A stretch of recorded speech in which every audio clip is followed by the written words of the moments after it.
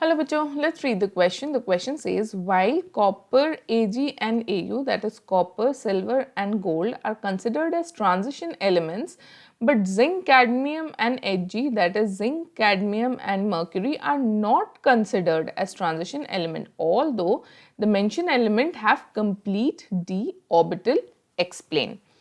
इस क्वेश्चन को सॉल्व करने के लिए जो की कॉन्सेप्ट हम यूज करेंगे, की कॉन्सेप्ट वो है physical properties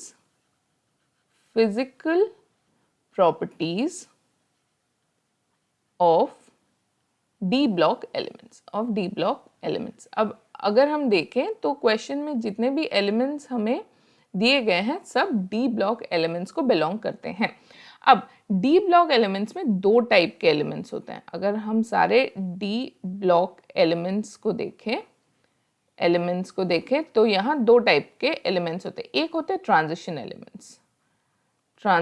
एलिमेंट्स जहां इनकम्प्लीट डी ऑर्बिटल होना चाहिए.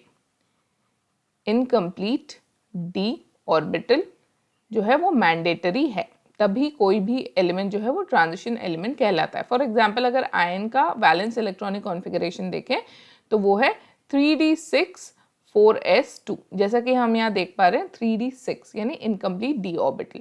लेकिन नॉन ट्रांजिशन एलिमेंट्स जो होते हैं, नॉन ट्रांजिशन एलिमेंट्स में कंप्लीट हो जाता है, डी ऑर्बिटल जो है वो कंप्लीट हो जाता है. इसका मतलब सारे 10 इलेक्ट्रॉन्स जो हैं वो डी ऑर्बिटल्स में प्रेजेंट होते हैं. फॉर एग्जाम्पल हम जिंक देखें तो जिंक का आउटर इलेक्ट्रॉनिक कॉन्फ़िगरेशन या बैलेंस इलेक्ट्रॉनिक कॉन्फ़िगरेशन होता है 3d10 4s2. जैसा कि देख सकते हैं 3d जो है वो फुल्ली फिल्ड है, इसलिए जिंक के साथ साथ कैडमियम और Hg दैट इज मर्क्यूरी जो है वो नॉन ट्रांजिशन एलिमेंट्स में आता है क्योंकि इनका जो डी ऑर्बिटल है फुल्ली फिल्ड होता है.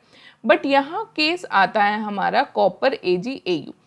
अगर हम कॉपर का एग्जाम्पल ले, कॉपर का आउटर इलेक्ट्रॉनिक कॉन्फ़िगरेशन होता है 3d10 4s1. तो यहाँ अगर हम देखें ऑल द 4s जो है वो फुल्ली फिल्ड नहीं है, बट लास्ट इलेक्ट्रॉन जो है वो एक्चुअली लास्ट इलेक्ट्रॉन जो है वो डी ऑर्बिटल में ही जाता है, लेकिन 4s2 के जगह 3d10 हो जाता है. Cu का एक्चुअल इलेक्ट्रॉनिक कॉन्फ़िगरेशन थियोरेटिकली होना चाहिए 3d9 4s2, बट क्योंकि एक फुली फिल्ड डी ऑर्बिटल जो है वो स्टेबल कॉन्फ़िगरेशन होता है, इसलिए 4s का एक इलेक्ट्रॉन जो है वो d में चला जाता है और हमें 3d10 4s1 इलेक्ट्रॉनिक कॉन्फ़िगरेशन मिलता है.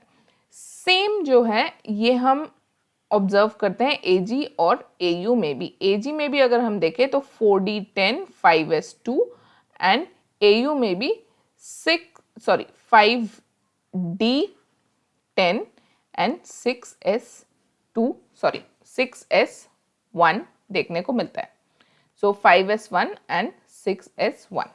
सो ये इलेक्ट्रॉनिक कॉन्फ़िगरेशन होता है. बट ऑल्दो Cu, Ag और Au तीनों में ही d ऑर्बिटल जो है वो फुल्ली फिल्ड है, स्टिल हम इन तीनों को ट्रांजिशन एलिमेंट्स के कैटेगरी में डालते हैं and not non transition elements. ऐसा क्यों होता है?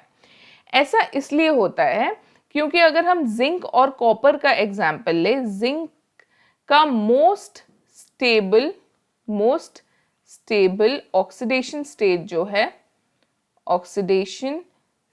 जो है वो है +2.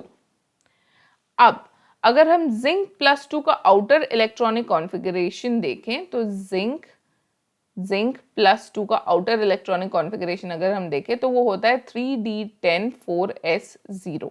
तो इस केस में भी in the most stable oxidation state as well zinc जो है उसमें डी ऑर्बिटल जो है वो फुल्ली फिल्ड होता है. बट अगर हम कॉपर के बारे में बात करें, कॉपर का मोस्ट स्टेबल ऑक्सीडेशन स्टेट जो है वो अगेन होता है +2. सो अगर Cu+2 का आउटर इलेक्ट्रॉनिक कॉन्फ़िगरेशन देखें तो वो हो जाता है 3d9 एंड 4s0. यहाँ अगर हम देखें तो डी ऑर्बिटल जो है वो फुली फिल्ड नहीं है, इनकम्प्लीट डी ऑर्बिटल है. And that is why copper in its most stable electronic configuration has incomplete d orbital, Because of this reason, it is considered as a transition metal. और ये same logic या same concept जो है वो apply होता है Ag और Au पे भी, जिसके वजह से Ag, Au और कॉपर जो है वो ट्रांजिशन एलिमेंट में काउंट होता है, ना कि नॉन ट्रांजिशन एलिमेंट में. So hope you understood well. Best of luck.